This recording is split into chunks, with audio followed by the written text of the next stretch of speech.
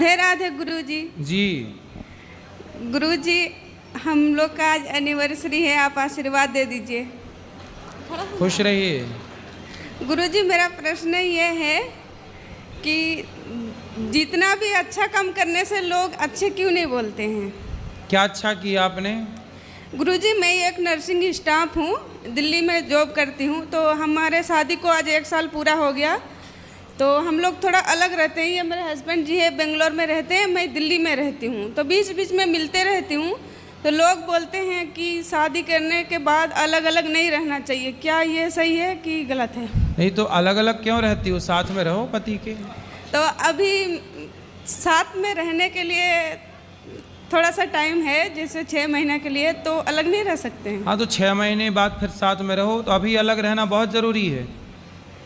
तो लोग बोलते हैं कि साथ में रहना जरूरी है। हाँ, ये तो हम समझते हैं कि साथ में रहना चाहिए, पर अपने पैर में खड़े होने के लिए तो कुछ दिन अलग रह सकते हैं ना। तो अभी भी तो आप अपने पैर में खड़ी हो, कौन से पति की छाती में चढ़ी हो? नहीं, ये तो अपने पैर में खड़े हैं, लेकिन कंफर्टेबल हो जाने के लिए।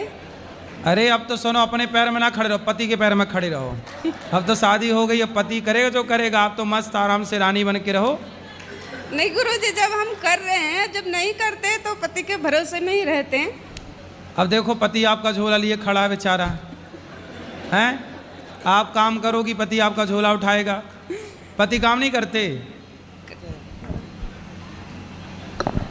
राधे राधे गुरुजी। जी, बेंगलोर में सॉफ्टवेयर IFB कंपनी में सर्विसिंग कर रहा हूँ सर। सर्विसिंग कर रहे हो? जी सर। किसकी सर्विसिंग? वो गाड़ी, वो बाइक का पार्ट्स बन रहा है उधर। सही है। सुपरवाइजर हूँ सर। कितना कमाते हो? वो 25,000 सर। 25? जी सर। और आपकी पत्नी कितना कमाती है? वो 25 सर। मतलब 50,000 हो तुम दोनों? जी सर। ठीक है, 50-50 बात कराओ। ओके जी गुरुजी। तो पति भी 25 कमाते हैं, आप भी 25? जी गुरुजी। अच्छा है, कमाओ और बढ़िया अपने लिए अच्छा घर बनाओ, अच्छे से रहो, खुश रहो। पति आप कल को आप ज़्यादा कमाने लग जाओगी तो पति को छोड़ तो नहीं दोगी? नहीं गुरुजी, नहीं छोड़ूंगी। हमें तो आपके पति की चिंता हो गई। नहीं गुरुजी, नहीं छोड़ूंगी।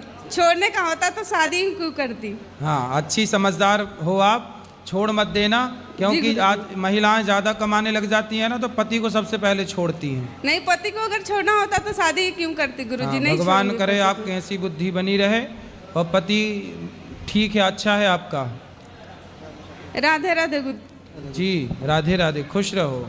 राधे गुरुजी। जी जी, हमने एक संस्कृत का कोटेशन पढ़ा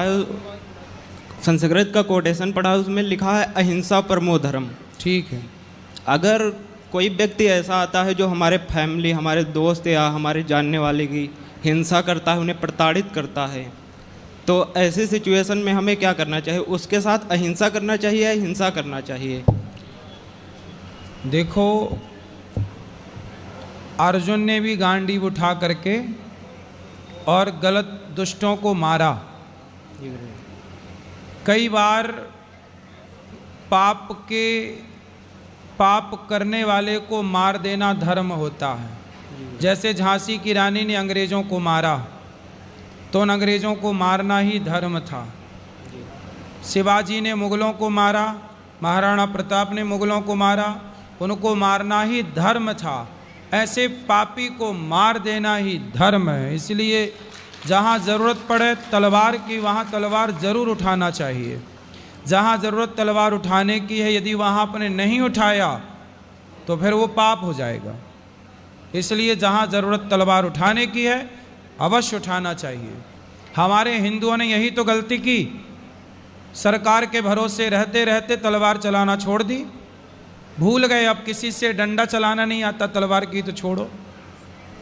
इसलिए भारत एक समय पर ऐसा था कि हमारी लड़कियां भी युद्ध करती थी। झांसी की रानी, दुर्गावती, अहिल्याबाई, होलकर, ये सब इसका गवाह है इतिहास में। तो हमारे यहाँ की लड़कियां भी ये तलवार चलाना जानती थीं, युद्ध लड़ना जानती थीं। मतलब हमारा देश कितना शिक्षित था कि हमारे यहाँ लड़कियां जानती थी युद्ध की नीतियाँ। फिर तो हमारे यहाँ सब जानते थे, जब तक लड़कियाँ, जब तक देश तलवार चलाना जानता था, तब तक हमारा देश सुरक्षित था। अब तलवार चला, बात फिर तलवार चलाने में एक गलती और हो गई। गलती ये हो गई कि हमने ज़रूरत से ज़्यादा दया कर ली। जैसे हमारे यहाँ पृथ्वीराज चौहान 17 बार मोहम्मद गौरी को छोड़ दिया, उसने पकड़ा तो उसने एक मौका नहीं दिया, आंखें फोड़ डाली, संयोक्ता को जिंदा जौहर करना पड़ा। इसलिए दया उस पर मत करो कि जिस पर दया करने के बाद आपकी बहन बेटियों को जिंदा जलना पड़े। इसलिए दया ज़रूरत से ज़्यादा ना हो, क्योंकि वह दया ही बाद में पतन का कारण बन जाएगी। इसलिए दया उतनी जितनी ज़रूरी है। बाकी तलवार चलाना सीखो और झांसी की रानी बनो। बेटियों को झांसी की रानी, बेटों को शिवाजी बनाओ यदि अच्छा भारत चाहते हो तो, वरना ऐसे आतंकवादियों के हाथ मरते ही रहना है तो फिर कुछ मत चलाओ। गुरुजी एक और क्वेश्चन है, स्वर्ग क्या है और नर्क क्या है? स्वर्ग क्या है? कहते हैं कि जननी जन्म भूमश्चा स्वर्गादपि गरीयसी। जन्म देने वाली माता और जन्म भूमि ही स्वर्ग होती है, यही स्वर्ग है। माँ की सेवा में स्वर्ग है, माँ की गोद में स्वर्ग है, और जन्म भूमि जो आपकी मातृभूमि है वह स्वर्ग से कम नहीं है, इसी को स्वर्ग कहा गया। जननी जन्म भूमश्च स्वर्गादपि गरीयसी, यही स्वर्ग है।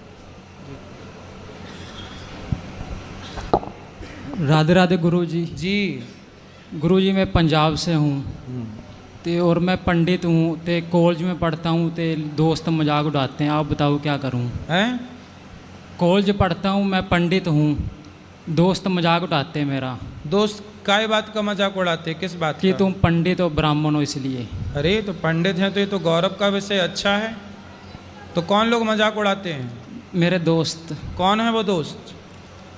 वो अदर कास्ट के हैं। उनसे बोलना कि दुनिया को जिसने गणित सिखाई ना, 0 दिया, वो आर्यभट्ट पंडित थे। चाणक्य ने चंद्रगुप्त को पढ़ा लिखा करके योग्य बना के सम्राट बनाया, बोलना वो चाणक्य पंडित थे। राम को शिक्षा दीक्षा देने वाले वो वशिष्ठ पंडित थे। परशुराम 21 बार क्षत्रियों को विहीन करने वाले वो परशुराम पंडित थे, ब्राह्मण थे। बताओ उन मूर्खों को। क्या करूं गुरुजी, इसलिए मन गलत जगह जाता है, मन करता है सुसाइड कर लूं। अरे राम राम, तुम मरने चले, काहे मरोगे? बहुत परेशान करते हैं वो। कौन? दोस्त। वो कॉलेज में। दोस्त नहीं है, नालायक दुश्मन है वो आपके। ऐसे लोगों के चक्कर में क्यों पड़ते हो? जी गुरुजी। ऐसे लोगों को दो जूता मारो, अलग करो, दोस्ती वोस्ती। अच्छे लोगों के साथ रहो, जो आपको नेगेटिविटी से भरे, जो आपके आसपास नकारात्मकता फैलाए, ऐसे लोगों से दूर रहना चाहिए। जो आपको पॉजिटिविटी से भरे, उसके साथ रहना चाहिए। इस देश में ब्राह्मण, क्षत्रिय, वैश्य, शूद्र सबका अपना अपना योगदान है और सब श्रेष्ठ हैं, कोई छोटा या बड़ा नहीं। ब्राह्मण होना तो गर्व है। ब्राह्मण सुदामा थे, उन ब्राह्मण के पांव धो करके नेत्रों के जल से भगवान श्री कृष्ण ने सम्मान किया था। ब्राह्मण तो सम्मान, सुदामा जैसे ब्राह्मण